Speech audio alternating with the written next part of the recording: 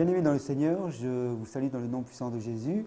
C'est un honneur et une joie pour moi de vous retrouver dans l'émission Je médite, une émission qui nous fait du bien, une émission autour de la parole de Dieu, une émission qui nous permet effectivement de lire et de méditer la parole afin que nous puissions être enrichis et afin que nous puissions, acquérir une connaissance, car nous avons besoin de cette connaissance pour notre chemin que nous avons effectivement pris sur le chemin qui mène à Jésus. Voilà pourquoi, sans ne plus tarder, je voudrais remettre ces instants entre les mains du Seigneur. Seigneur, Dieu de gloire, merci. Merci au Dieu de gloire, car tu es celui qui nous accompagne, Seigneur, chaque jour que tu fais, Seigneur. C'est toi qui nous donnes l'opportunité de pouvoir encore comprendre ta parole, ô Dieu. Seigneur, je prie simplement, Seigneur, ce soir, que tu puisses renouveler notre intelligence dans le nom puissant de Jésus. Donc je prie que ton Saint-Esprit nous accompagne, afin que tu puisses nous éclaircir, Seigneur, ô Dieu. Seigneur, parfois, Seigneur, encore, nous ne comprenons pas tout, Seigneur, mais je prie qu'au travers de cette lecture, au travers de cette méditation, que tu puisses ouvrir l'esprit d'un frère, d'une sœur ce soir, dans le nom puissant de Jésus, que l'intelligence nous soit renouvelée, Seigneur, afin que nous puissions acquérir la connaissance, cette connaissance qui nous permettra à coup sûr, ô Dieu, de pouvoir continuer le chemin qui mène à toi, le seul chemin, la vérité et la vie. Cette parée de connaissance, Seigneur, encore, ô Dieu, qui va nous faire du bien ce soir. Dans le nom puissant de Jésus, nous avons remis ces instants entre tes saintes mains. Amen.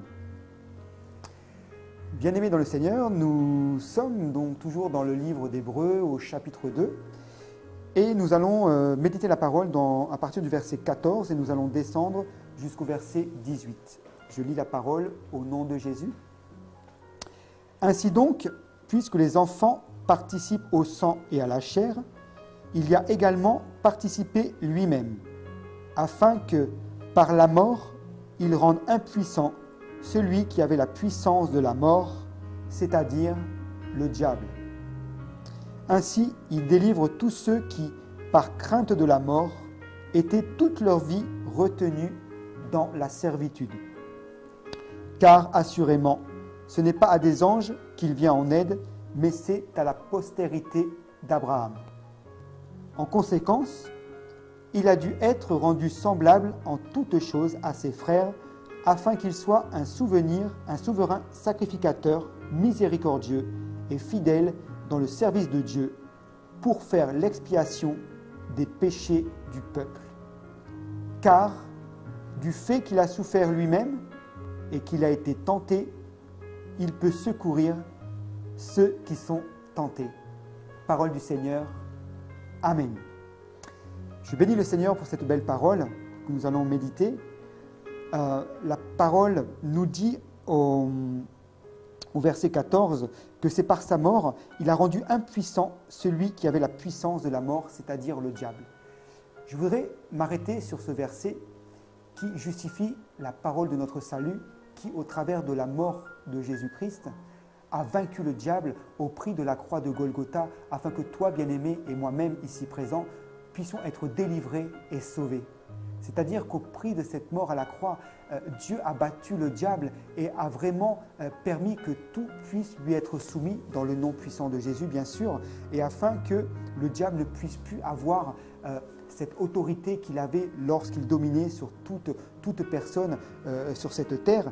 Et la parole nous dit aussi que toute vie était retenue dans la servitude. Ça veut dire que le diable retenait prisonnier toute personne. Bien-aimé, je ne connais pas effectivement d'où tu viens, mais je sais que moi-même, effectivement, moi qui étais esclave du monde par le passé, eh bien, voilà, je croyais effectivement bien faire les choses, mais c'est vrai que le diable m'utilisait à des fins, moi qui croyais effectivement tout connaître, moi qui croyais être au-dessus de toute chose. Mais c'est vrai que lorsque j'ai rencontré Jésus, ma vie a changé, puisque la vie en Jésus, au travers de son salut, nous permet effectivement d'évoluer un cran au-dessus. C'est-à-dire que Jésus, par sa mort, est au-dessus effectivement du diable, même si la parole nous montre à plusieurs reprises que c'est le diable qui domine sur cette terre, mais rien ne peut être placé au-dessus de Jésus. Jésus est vraiment, au travers de sa mort, a vraiment vaincu le diable, lui qui était qui était effectivement, qu'il l'a rendu impuissant, lui qui était effectivement donc, qui nous retenait effectivement dans la servitude, qui nous retenait prisonniers lorsque nous étions dans le monde, lorsqu'il se servait de nous, nous qui étions inconscients, nous qui croyons être dans le vrai, mais en fait qui étions sur des chemins de perdition. Mais au travers de notre salut en Jésus-Christ, nous avons eu, comment dirais-je, cette opportunité que Dieu nous a donnée au travers de son salut, de pouvoir être sur le chemin de la vérité et de ne plus être confronté et de ne plus être esclave du péché au travers du salut en Jésus-Christ, bien sûr, et de ne plus être sous l'emprise du diable, de n'être plus sur l'emprise du malin. Voilà pourquoi je voudrais que tu puisses prendre conscience que ton salut en Jésus-Christ a vraiment un prix sacré. Je voudrais simplement que tu puisses prendre conscience qu'au travers de la croix de Golgotha, Jésus a vaincu le diable, il a tout mis à ses pieds afin que tout lui soit soumis en son nom, au nom puissant de Jésus. Et je voudrais essayer effectivement, la parole nous dit qu'il était le souverain sacrificateur miséricordieux et fidèle dans le service de Dieu pour faire l'expiation des péchés du peuple. Car il a souffert lui-même et il a été tenté, il peut secourir ceux qui sont tentés.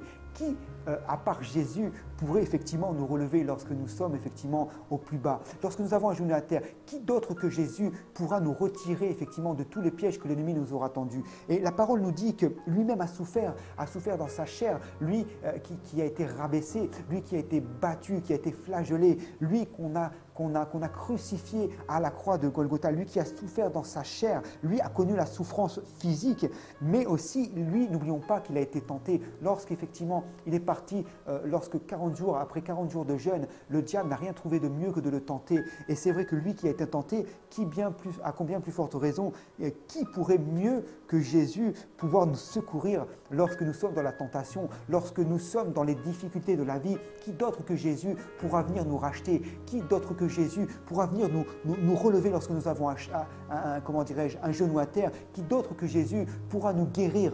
Qui d'autre que Jésus pourra nous donner la réussite lorsque nous entreprendrons effectivement des projets?